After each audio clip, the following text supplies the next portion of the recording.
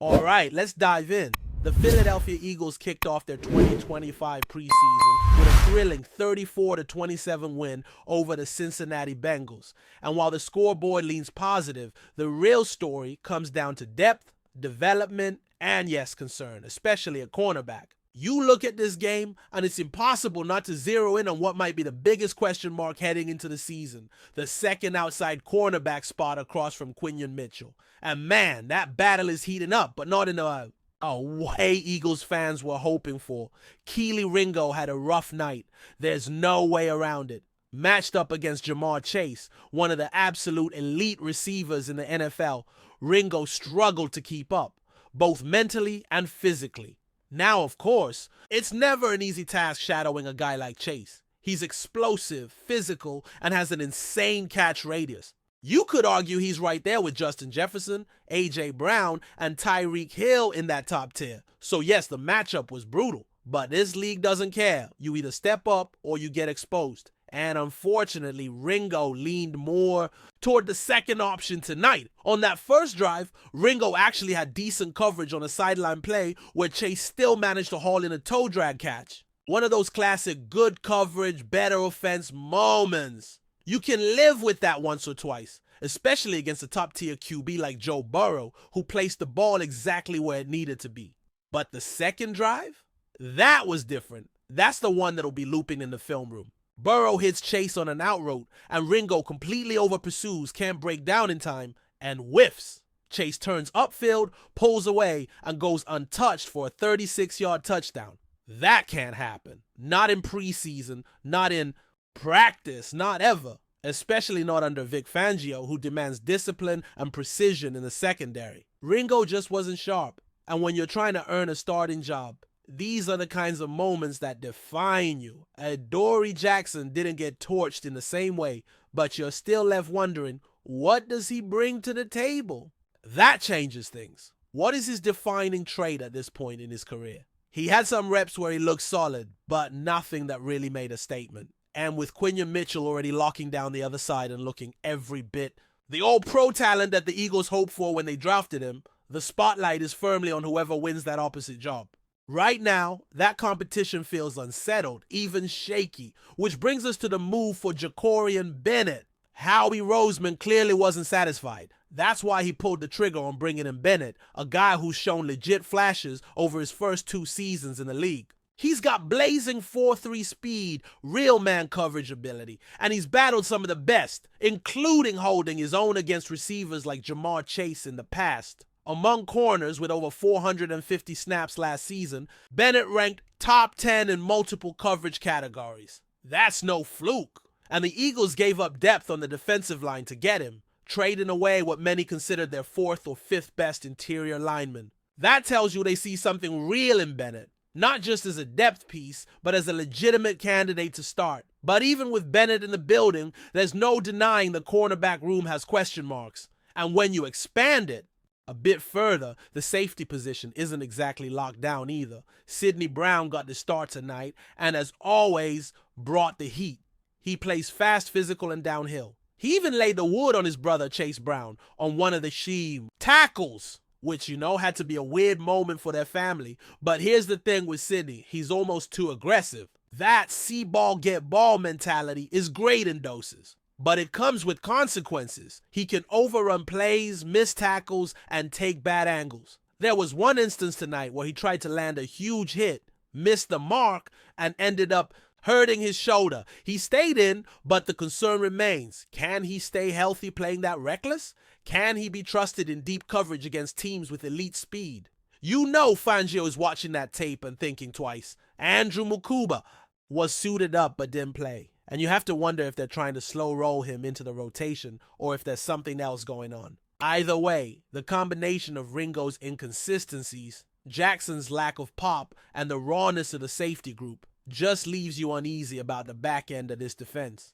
And let's not forget, the Eagles have one of the toughest schedules in the league this year. We're talking about facing Malik Neighbors, Terry McLaurin, CeeDee Lamb, and that's just in the division. Outside of the NFC East, it doesn't get any easier. You've got to be ready, week in and week out, or you're going to get lit up. Now, with all that said, And yeah, I know that was a heavy dose of defensive critique. There were also plenty of bright spots tonight.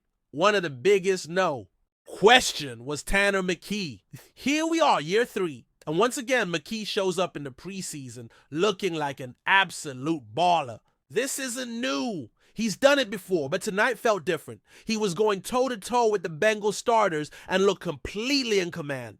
The touch, the timing, the poise, it's all there. 20 completions on 25. Attempts, 252 yards, 2 touchdowns, and no picks. He was slinging it. And let's be clear, this isn't just about playing well against second or third stringers. McKee was facing a Bengals unit that still has some starters from their recent playoff runs. And he wasn't just dinking and dunking. He was pushing the ball downfield, hitting tight windows, throwing back shoulder lasers, and showing off some mobility that he didn't really flash in previous preseasons. He's grown.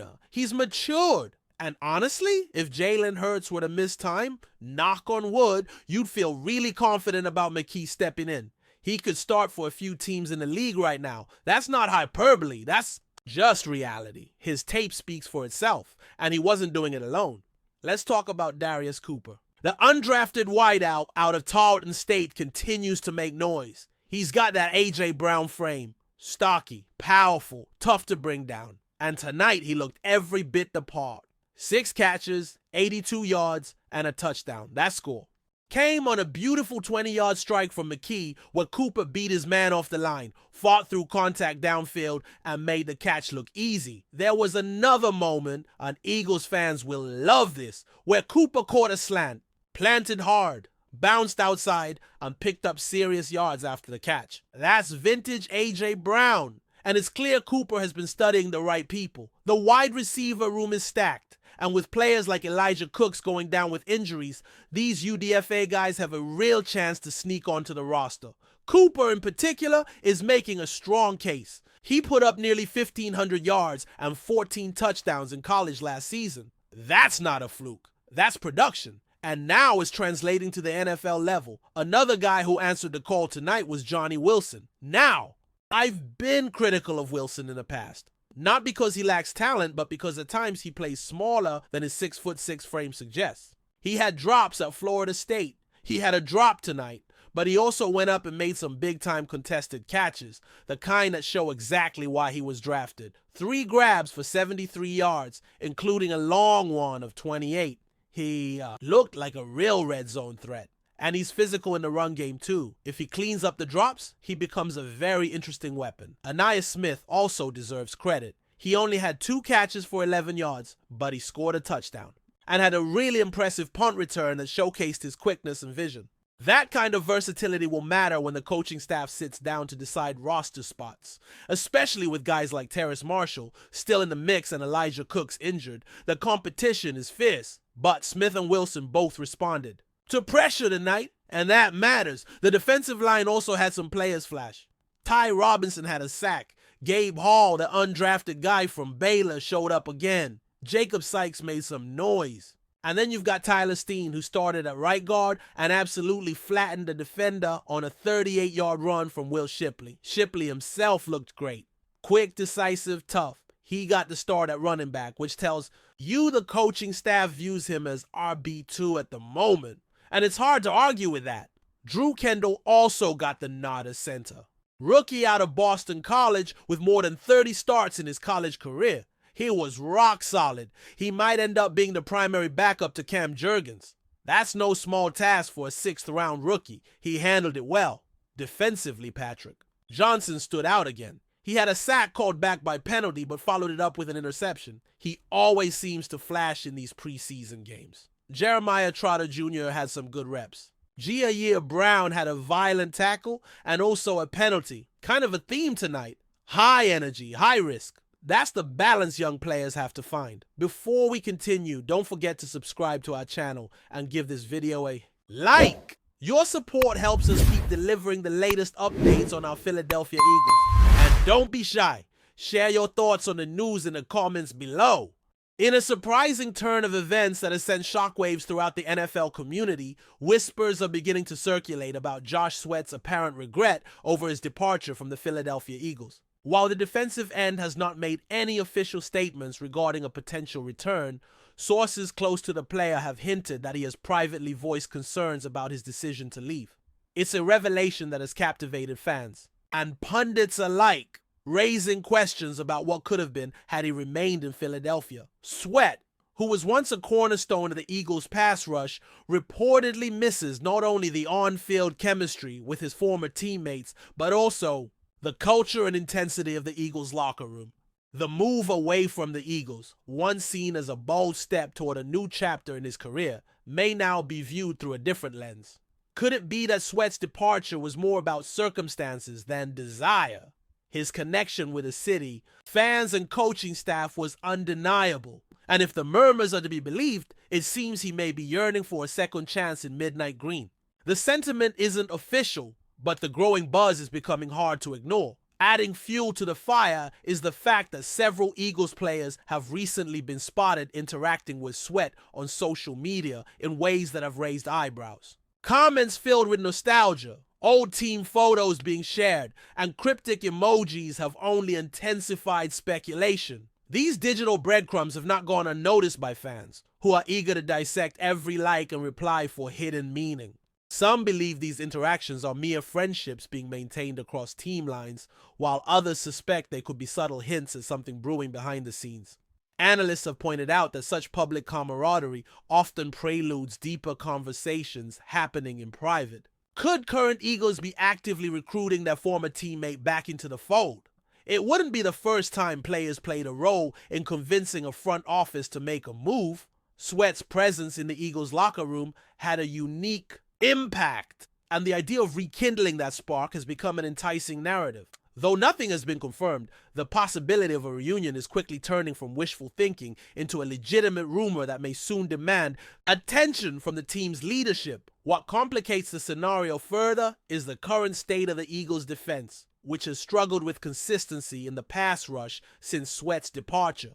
While the front office has made attempts to fill the void, insiders suggest that none have fully replicated the explosiveness and versatility that Sweat brought to the defensive line. This deficiency has led some fans and even members of the media to openly question whether letting Sweat walk was a misstep. The numbers speak volumes. Sack totals have dipped, pressures have become less frequent, and quarterbacks are enjoying more time in the pocket than in recent years.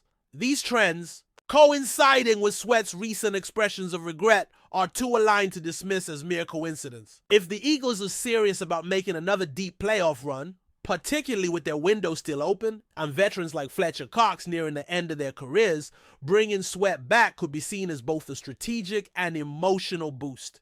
The team's identity has always been anchored in its defensive ferocity, and many are beginning to believe that restoring that identity might require looking to the past for solutions. The rumors, once quiet, are growing louder by the day. Adding yet another layer to this compelling narrative is the question of logistics. Would a return even be feasible under the Eagles' current cap situation? Insiders suggest that while the ADMITS finances would require some maneuvering, it's far from impossible. In fact, a few well-placed contract restructures or roster moves could open up the necessary space to bring Sweat back without compromising the team's long-term plans. More importantly, Sweat's apparent openness to a return may include a willingness to take a team-friendly deal, especially if it means returning to an environment he now realizes he thrived in. There's also the human side of the equation to consider. Players often chase opportunity, but sometimes they also chase comfort, familiarity, and redemption. Sweat could be seeking not just a second chance on the field, but also a reconnection with a fan base that embraced him passionately. Behind the scenes, agents and executives may already be testing the waters, gauging mutual interest without setting off alarms. Until something concrete surfaces, this remains speculation. Still, in a league where timing and chemistry often mean everything, the potential repairing of Josh Sweat and the Eagles is beginning to feel less like fantasy or more like a possibility. That warrants serious consideration. If such a reunion were to materialize, the ripple effects could be profound, not just for the Eagles, but for the league as a whole. Josh Sweat's return would signal more than a personnel move. It would be a story of redemption, humility, and unfinished business. For younger players on the roster, it could serve as a valuable lesson in team loyalty and self-awareness. For the coaching staff, it would offer a chance to recalibrate a defense that has missed its former edge rusher's disruptive presence. For fans, it would be a heartwarming homecoming, the kind of storyline that transcends stats and strategy. The buzz around Sweat's regret is not just tabloid fodder, it's a reflection of how emotionally charged the game of football can be. Whether this will lead to actual negotiations or simply remain a compelling what if is anyone's guess. But one thing is clear, the story of Josh Sweat and the Philadelphia Eagles isn't finished yet. As rumors continue to swirl, all eyes now turn to the front office and perhaps to Sweat himself to see if this growing chorus of speculation turns into a stunning reality. That's it for this update. If you enjoyed the video and want to stay updated with exclusive news about our Philadelphia Eagles, be sure to subscribe to our channel and hit that like button. We can't wait to hear your thoughts in the comments. See you in the next video.